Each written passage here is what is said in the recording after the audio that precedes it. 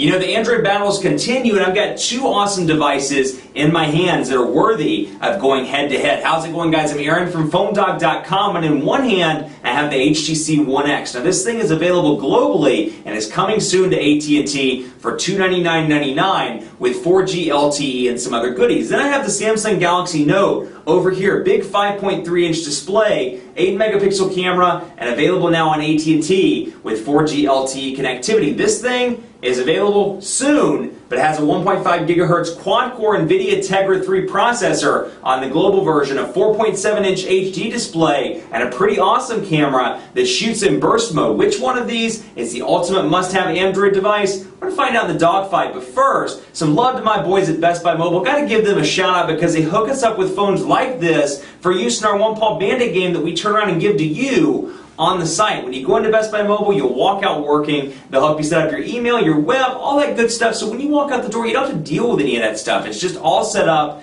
at Best Buy Mobile. They'll make sure you walk out working. Let's take a look at this One X Galaxy Note. Let's start off part 2 of this video with a bang because you got the S Pen over on the Samsung Galaxy Note. So obviously 5.3-inch display over here means this thing is a borderline between a phone and a tablet. That's why in most cases you'll hear this thing referred to as a phablet or a large smartphone or a tablet phone. Little quirky names like that because combined with the S Pen, the functionality isn't that far off from an actual tablet. So you get this S Pen that comes actually on the device and has a little slot where you can store it when it's not in use. And it's actually a nice little feature. You know, I carry this device for 30 days as part of my 30-day challenge series that I've been doing for a couple of months now. And about 15 days in, I really realized, you know, I wasn't using this thing at all. I thought it was kind of a gimmick. But about 15 days in, I really started using this. And by the end of the 30-day trial, this is probably the feature I missed the most about the Samsung Galaxy Note because I found myself coming into S Memo, for example, and coming in here and jotting a quick note. I'd say take out trash or something. Take out trash. And then I'd read page, 110 of a book or something. I'd save that note and it would store in there. Now it's a benefit on several fronts because let's say, going back to PhoneDog.com, let's say that I come over here and we'll go to the site and let's say that I see something wrong. And let's go down here and take a look. And a lot of different functionalities to this pen, by the way, but just to show you one as an example, let's say that I go down here and I'm like, Sprint Unlimited Data worth it, and that article is by Taylor. Well, I don't like that article, so I'm going to press and hold, and I'm going to snap a screenshot of it. It's going to take a picture of the screenshot where I can come in here and I can circle it like this, for example, and I can do like that, and then I can send him a message and say erase now.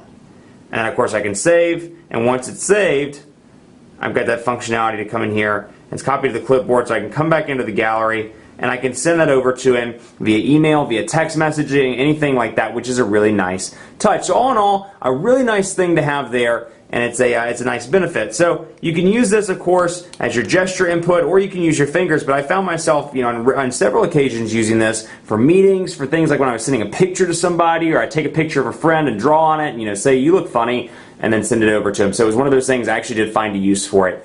As time went on. Now, you don't get that obviously over on the One X because the display is a little bit smaller, and obviously that's kind of a niche thing that the Galaxy Note is going for. But what you do get over here, and I'll show you, is ice cream sandwich. This thing does not yet have ice cream sandwich. This one does with Sense version 4, and you're going to see some changes. One of the places you'll see it is in the application. So let's go into Gmail, for example, and take a look here, and you can see two different email accounts with two different looks, obviously very different, both because of the screen size difference, but also because of the display or because of the way it looks in the actual application. So this is Gmail and Ice Cream Sandwich. You can see all your shortcuts down here, and this is kind of an HTC specified look and feel. You can press and hold and easily see what these are, or you can go to the menu over here and get more information that way. So we'll go into a message, for example. We'll go into one of the Google Plus messages, and I'll come in here to Carolina Nightlife, and you can see the difference as to how they look. So you got your subject line up top, but you can see it's just kind of cleaned up over here on Ice Cream Sandwich as opposed to Gingerbread. That said, you do get a larger display over here, which is a really nice feature to have, particularly if you're reading a lot of email. And again, back to the 30-day challenge, that was really what I noticed over on the Galaxy Note after I used it for a couple of days and got into using it for a couple of weeks. The bigger display really comes in handy for email and reading a lot of text, which is something I do quite a bit on my device. So let's take a look at speed test on both of these. Obviously running a combination of HSPA Plus and typical 3G over here on AT&T, depending on whatever the mood of the network is. And then over here you have 4G LTE on AT&T. Now I haven't seen any amazing speeds on LTE. The Charlotte metro area still kind of suffers, or struggles rather, with LTE speeds for whatever reason. I've never seen one above 10 megabits per second in the city limits, but perhaps we'll get lucky. So we're going to load these up and make sure they're on the same server so we can get a fair reading. And we'll come back out here, megabits per second, megabits per second. We're going to begin the test. And you can see it rotating back and forth between HSPA Plus and 3G because this is not an AT&T branded device, so it doesn't stay 4G, regardless of where you're at. Now that said, speed test has been kind of wonky on this device, and it's been reporting some incorrect numbers, so we'll see. But over here, 4.4 megabits per second. Not a terrible score, but then when you realize this thing is on 4G LTE, you're like, what in the heck is going on? This thing should be far faster than 4 megabits per second. But this one's been doing this since I got the review unit. That said, data's been relatively quick over here. I don't know why speed test isn't playing nice with the 1X, but you can see some of the results that I have over here. 4.47, 6.83, 4.58. So again, nothing too incredibly high, despite the fact that this is running 4G LTE. And let's see if I have any results for you. Unfortunately, this thing just does not play nice with speed test. That said, again, it's worked just fine. Of course, the AT&T LTE version is on its way. So let's take a look at Quadrant Standard as well, because you've got a quad-core processor over here. You've got the dual-core S3, so a little bit of an older CPU over on the Galaxy Note. And it's kind of sad to say that because this is a brand new device, but yeah, an older CPU for sure. So let's let these run, and let's talk a little bit about battery life on both of these devices. Now, it's a little bit of an unfair comparison. I shouldn't say unfair, but if we're comparing AT&T to AT&T device, obviously I can't do that yet, but this one is supporting HSPA Plus. Doesn't drain as much battery as 4G LTE. So this thing's packing a 1,800 milliamp hour battery. This has a 2,500 milliamp hour battery.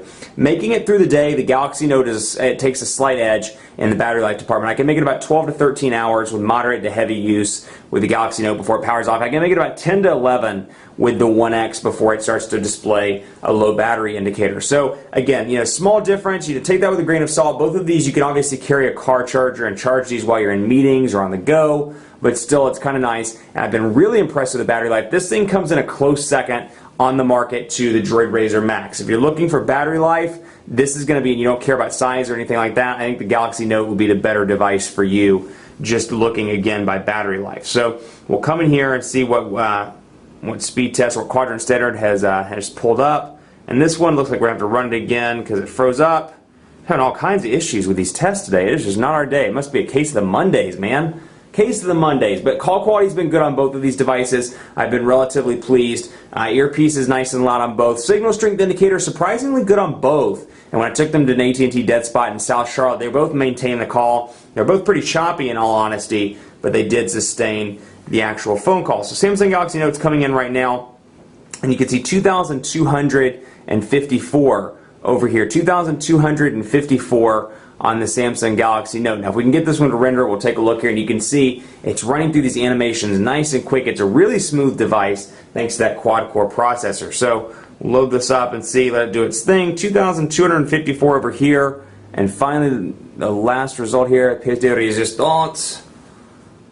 HTC 1X, let's do this. Come on now, run through your little DNA sequence here, and let's do this. And let's get this thing started. But you can see what I mean with the menu button, how it's kind of awkwardly placed in certain applications.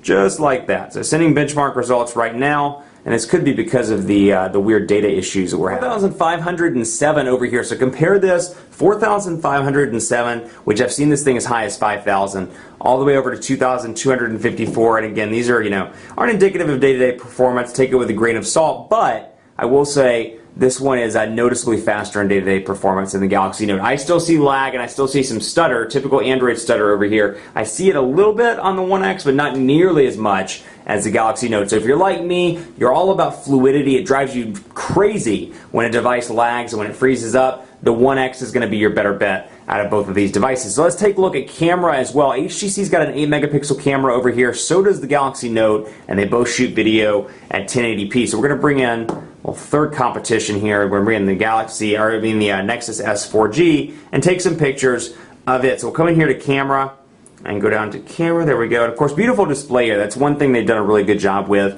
4.7-inch display. So you have a couple of awesome features on the 1X. Makes this a great camera phone if that's something that interests you, and you're you're somebody that takes frequent pictures. You've got your settings over here, and I won't spend too much time in those. But what I really like is you have this burst mode capability. So let's say you're at a soccer game and your son's shooting a goal or shooting the ball in. You can immediately take, and let me turn the sound up so you can actually hear it. And let's go back. So I'm trying that one more time. So you can take burst mode and you can run through here just like that and let go and take a look at all the pictures you took. So if you're in a fast-paced thing, a boat's going by really quickly, something is going in front of your eyes, you're traveling and you see something and you're safe enough to take a picture in the car, you can see that it's a nice feature to have. And of course I can select that as a best shot, and I can either save all the images or delete all the images. Now that's cool, and it would be cool if it left it at that, but HTC took it a step further. Not only can you do that, but you can also record video.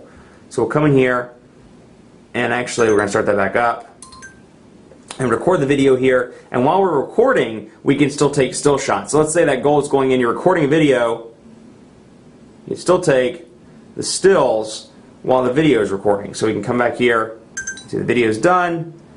So you got your video right here, but then you can see the still shots as well. So that's a really cool feature. The camera is incredible on the HTC One X. They did a great job with it on the One S as well. So that's a nice feature over here. Camera's pretty decent on the Galaxy Note. It's definitely one of the better ones. It's not going to win any awards by any means in comparison to the One X or any sort of point and shoot camera, but you got the ability to flip it back and forth pretty easily here, along with your settings right here. And then you got your toggle between video camera and regular camera, and I can come in here and take a snapshot right there. So all in all, a pretty decent camera, and of course you got a beautiful display here, which makes everything look nice and vibrant. But in the camera department, it goes to the HTC One X. So obviously a winner has to be declared, and I'd love to keep going with these dogfights because there's so much to cover on both of these devices. They're hot devices. They're coming soon. This one's coming soon to AT&T. This one's already on AT&T with 4G LTE connectivities. But one has to be declared a winner in the dogfight, and by a narrow margin. And it's all going to depend on what you want, but by a narrow margin, keeping all specs similar, it goes to the HTC One X. And let me explain why. First of all, you got a quad-core NVIDIA Tegra 3 CPU over here, but even with the dual-core S4, it's still much faster in day-to-day testing than the Galaxy Note. I've used the HTC One S, which has the same processor. Very impressive speeds over there. It's got a killer camera, so if camera's what's important to you, it does a decent job. Now, 1,800 milliamp hours, not the biggest battery in the world, but HTC's finally listened to their consumers, and they're packing something a little bit bigger than 1650 or 1700, which is a really nice touch. HD display over here. To me, this is the ultimate package because it fits well in the hand. It's got a nice HD display. It's got a killer camera, a really awesome processor, and it's packing ice cream sandwich with Sense 4 out of the box. So it's got everything that I think the tech nerd would want here. It's got all the awesome specs. It reminds me a lot of the Evo 4G, where it's like the check boxes are all being checked off with the specs. I mean, it just seems like a high-end device. Now, the Galaxy Note does really well. Love the display. Miss the S Pen every single day. Incredibly functional tool here that you can use to do some sort of gesture input. Really impressed with that. But at the end of the day, I think this is going to be too big for a lot of people, and it's obviously a niche device that appeals to a certain number of people. Still, beautiful display, takes decent pictures, reasonably speedy, and it does have 4G LTE and killer battery life. So it's really all going to depend on what's most important to you. Much more coverage to come on PhoneDog.com with both of these devices, the One X and the Galaxy Note. So keep it locked on the site for continuing coverage. Be sure to vote for your favorite smartphone at PhoneDog.com/rankings. You like the One X, you like the Galaxy Note. This thing actually just got dethroned. It's now in number 2. It was number 1, now it's number 2 on the People's Choice chart. If you want to get it back up into number 1, cast your vote and submit a review at PhoneDog.com/rankings. Be sure to like us on Facebook, Facebook.com/PhoneDog. Follow me on Twitter. Let me know what you think, which one should have won. PhoneDog_Aaron, and on Facebook at Facebook.com/PhoneDogAB. That's a sign we got to get out of here because the battery's dying. I'm Aaron from PhoneDog.com. Stay tuned. Much more coverage to come with both of these devices on the site.